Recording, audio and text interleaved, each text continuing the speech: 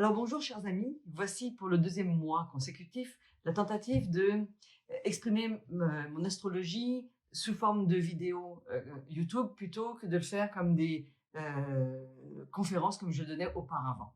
Je ne sais pas si en réalité c'est plus simple parce que c'est pas interactif, c'est plus difficile et honnêtement je ne sais pas ce que j'ai ce mois-ci. J'ai beaucoup de difficultés à me mettre en action dans ce domaine. C'est comme ça fait plusieurs jours que je devais faire cette vidéo-là et je ne sais pas si c'est la fatigue, je ne sais pas si c'est la surcharge de travail, mais je me suis retrouvée avec une page blanche, incapable de sortir quoi que ce soit. Donc, eh bien, cette fois-ci, je vous demanderai aussi d'avoir du discernement et de m'accueillir là où je suis avec mes difficultés. Je ne sais pas comment vous vivez, mais d'avoir un retour me ferait très, très plaisir d'ailleurs. Alors, voici pour le mois de mars. J'ai décidé de travailler avec l'aura. Pour ceux qui me connaissent, vous savez déjà ce que c'est. Pour ceux qui ne connaissent pas, je vous donne une explication. L'aura, H-O-R-A, en fait, c'est le thème astral d'un moment ou d'un événement donné. Donc, j'ai choisi de faire ça en me disant, eh bien, ça va être peut-être plus court, mais je veux qu'on aille chercher l'énergie la plus intéressante de ce mois-ci. C'est-à-dire, j'ai fait le thème astral du 1er mars à 0h00, heure de Montréal. Qu'est-ce que ça nous donne? Eh bien, ça nous donne un thème astral d'un soleil en Verseau, parce que vous savez que je fais d'astrologie védique, et je vous rappelle qu'en astrologie védique, on décale de 24 degrés, c'est-à-dire 24 jours en gros, surtout en ce moment. Donc, on se retrouve donc avec un soleil ascendant, un Verseau ascendant Balance.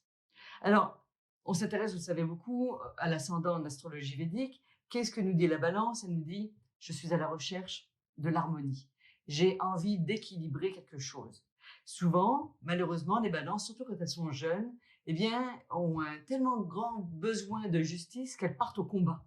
Alors, c'est là que vous les retrouvez en disant, c'est trop injuste, c'est pas normal, je vais me battre pour une cause, etc., etc. Dans la réalité, la balance, lorsqu'elle arrive à s'intégrer et puis à s'exprimer dans sa pureté profonde, elle est quand même très vénusienne et automatiquement, eh bien, qu'est-ce qu'on va rechercher? C'est à manifester l'harmonie pour nous et pour notre entourage. D'autant plus que dans ce cas-ci, on a Ketu, le nœud lunaire sud, qui est à l'ascendant.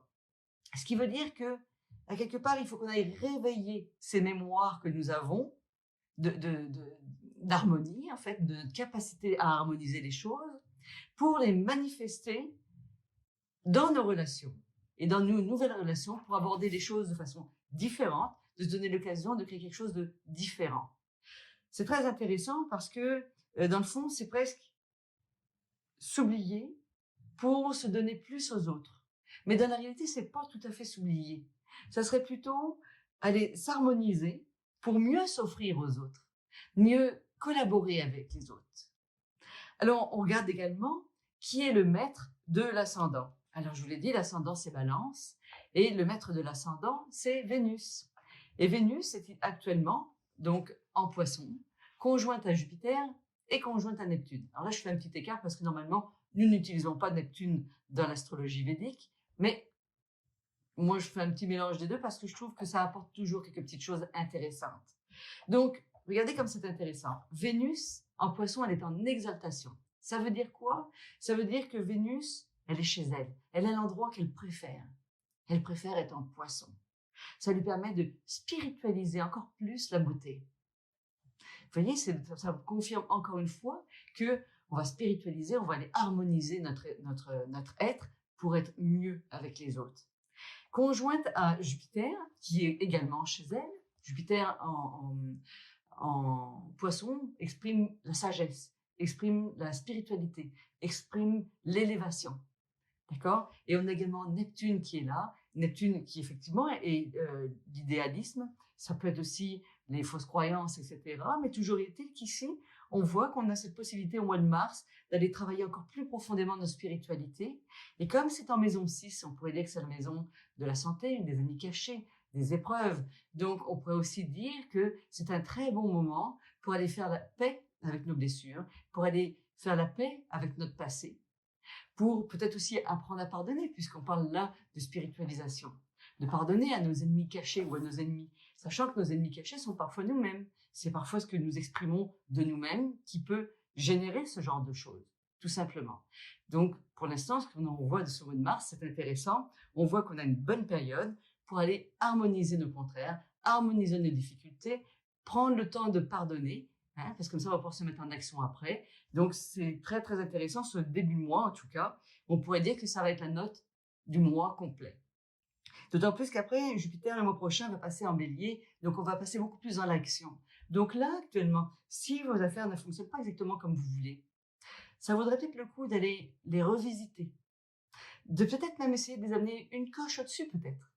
Peut-être qu'en laissant une place, peut-être qu'en faisant un bilan, ou en prenant du recul sur nos situations, nous pourrions accéder à quelque chose de supérieur, de plus grand que nous l'avions imaginé.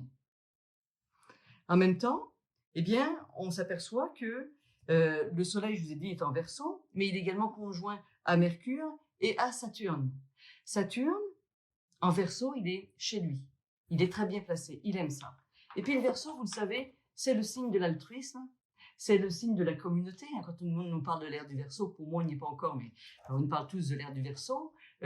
Pourquoi? En disant que eh bien, ça va permettre d'ouvrir le monde vers quelque chose de plus altruiste, de plus grand. Pour l'instant, vous voyez bien qu'on n'en est pas là. On est plutôt dans une ère encore d'égoïsme.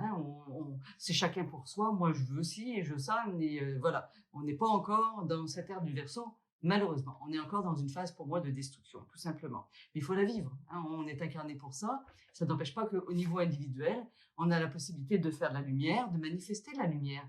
Et chacun d'entre nous, en manifestant la lumière et en choisissant de travailler notre côté beaucoup plus communautaire, eh bien, on a beaucoup de choses à faire, à avancer. Parce que je vous rappelle que c'est pas parce qu'il y a quelques égoïstes ou qu'il y a des gens égoïstes qu'on doit l'être également. Plus nous spiritualisons notre vie, plus on permet à l'ensemble de la planète de se spiritualiser.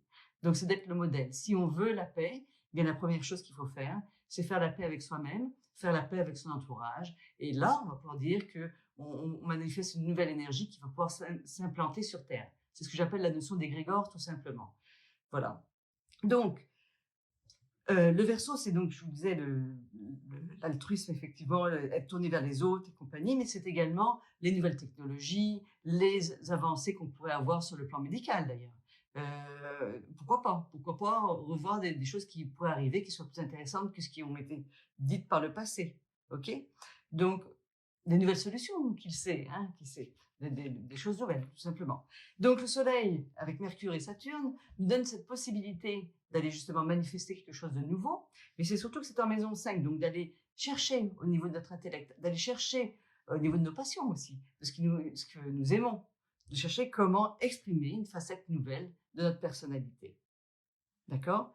Donc, la Lune, au 1er mars, est en Gémeaux, en maison 9, donc qui nous donne la possibilité aussi de se relationner, c'est une interprétation vite fait par rapport au reste, dans le fond d'aller exprimer quelque chose de nouveau au niveau émotif. Quant à Mars, lui est en maison 8 en Taureau, qui nous permet de nous mettre dans l'action, de transformer des choses qui nous gênent et qui nous empêchent d'avancer vers ce qu'on veut. Je ne parlerai pas des lunes ce mois-ci, je vais quand même vous parler de l'équinoxe de printemps, le 21, qui tombera en même temps qu'une nouvelle lune. Ça, c'est vraiment intéressant.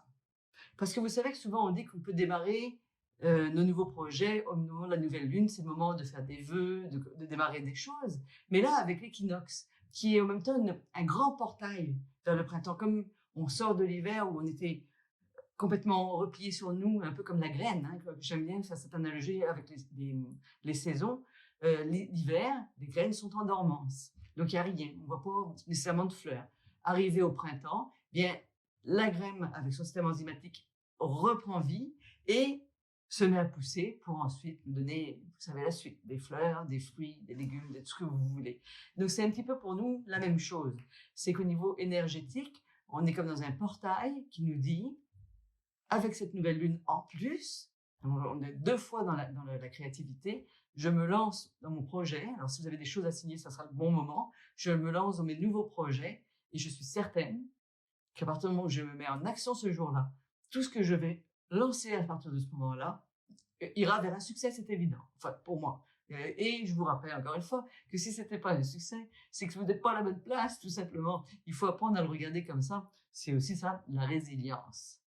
Donc, si je dois faire un petit peu un bilan rapide, eh bien, on est dans un mois de transition entre l'hiver et la dormance et le printemps où on va commencer à s'épanouir. C'est une période où on peut encore aller vraiment dans notre introspection, d'aller guérir nos plaies, de se préparer à rentrer dans l'action.